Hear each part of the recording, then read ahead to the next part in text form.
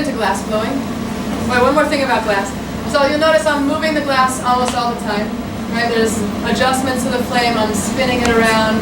I'm adjusting the flame also, but the glass is pretty much always in motion. This is important. I want to get the glass hot all the way around the tube, so I have to spin it for it to get to all of it. And also, once it's really hot, it changes to a liquid. It's flowing like liquid honey. Thought it was amazing. Took me learning. Went into life. Got married. Started having kids. Mazel tov, mazel tov, mazel tov. Years went by. I didn't think about glass. And then about 13 years ago, I took a class in Canada. My class was in Red Deer, Alberta. I don't know where again. And that class introduced me to tons of techniques. I saw amazing glass blowers at work. I knew I wanted to continue. I left that class full of excitement and ideas about glass. Deeper questions, kind of maybe spot variety, would be ask questions like, who am I? What's my purpose? What am I doing in this world? How can I learn from this situation or this material, this person? So I thought there must be something we can learn from glass. And I started looking the sources the best I could with my Hebrew at the level that it was, and I asked people to help me find things also. And the sources that I found amazed me. They reminded me of glass blowing. Sounds logical, but it was really shockingly amazing. I'll share with you a couple. It says in the Navi, it says in the prophecy of Jeremiah, that we are like the material in the hands of the craftsman. We're created, and since we're created, when we see something being created, we can relate to the material. Any material, right? How am I like clay in the hands of the potter? How am I like wood in the hands of the carpenter? Glass. So how are we like glass? Any ideas? What do you guys think when you think of glass?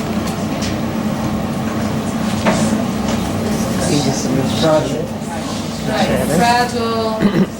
And we're seeing now the other side of the story that we don't always get to see. Very malleable, right? On one end of the spectrum, so breakable. That's the first thing we usually think of glass. The other end of the spectrum, it's the most malleable. It can make any shape out of it. So that's what it says by the Navi. It says, like glass, we're broken and whole.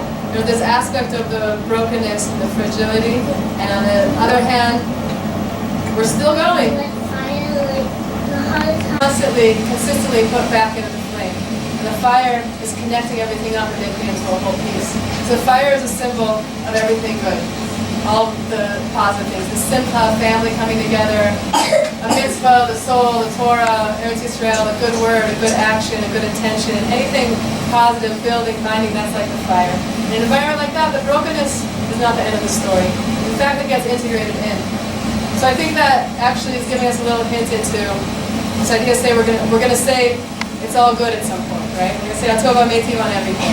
So I'm from Denver. We always said it's all good from the beginning, but to really mean it and get it, so that's where we're trying to get to. It's all good. So those broken pieces of glass become integrated, become part of the beauty of the piece. And I think that is giving us a little hint into it's all good. Atova Meitiv. What was dangerous, basically broken glass, becomes the design, becomes part of the beauty as long as there's that fire.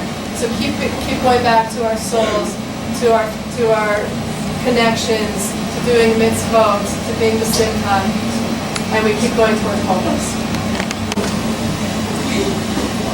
Air goes in, pushing out the glass.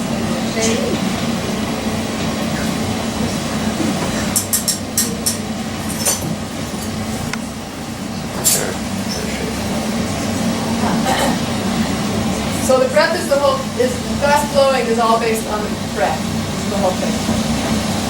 And every artist has their tools and machines, but the glass blower's main tool is their life force, their breath, very basic. So we have a minute to think about breathing. We don't normally think about breathing. We have moments. When we were first born, somebody noticed. The very first breath that we all breathe, that a new baby breathes, someone's paying attention to that. And that first breath is reminding us not only how amazing that new little life is, it is that, but it's also reminding us back to the very beginning. Adam, the very first person, came to life with a breath. Adam in Hebrew is the same root word as Adamah, which means earth, dirt, good material, lots of potential, but nothing happened yet. He just said this little puff of air is blown into Adam. That's the glass blower analogy, and he came to life. Suddenly became an animated, active, speaking person with free choice. This is like us. We're the vessel. We have all the potential in the world. And every time we receive another breath, we get another chance to be ourselves, to do something good with it, to become ourselves more. And we see with glass blowing, it's very specific. I'm not just blowing all over the place the whole time. Everything is very calculated.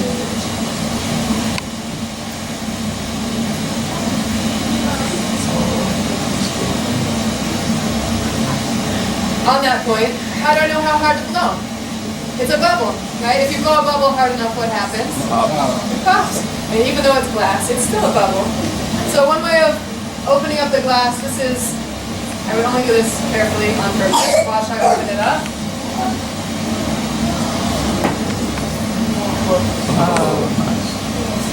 Popping the bubble on purpose, again giving us a little extra sense of how specific and perfect every breath is and needs to be. We're breathing away, whether or not we think about it, we're being thought of. Blown into just right every single breath as long as we're here. Us and everybody else too.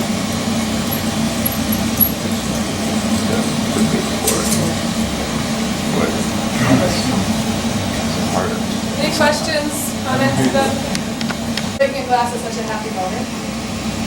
We're recognizing the world's still broken. We don't really know true joy yet until the temple will be rebuilt, Jerusalem will be rebuilt, all of our hearts rebuilt. We break a glass. So I realized I could make a glass to be broken. I was just movement spinning to get the glass to move out. So we know now glass moves when it's hot. So that was with what's called centrifugal force. And spinning the glass really fast while it's hot. So I started to make a glass for the wedding. It's broken. But we don't stop there. The broken pieces aren't the end of the story, like we mentioned. After it's broken, someone puts in a little padded envelope that comes with it and sends it. We send it back here. We take that broken glass, put it on the table, and just like you saw today, take a new piece of glass, heat it up, roll it in those broken pieces. In this case, it's chunky cut pieces. Some of them stick, and melt them back in, and make a new piece. And that new piece is a gift for the bride and groom. Usually I make them as a cover, that's the most popular choice. There's options though. I make also a Kiddush cup, little candle holder, salt dish.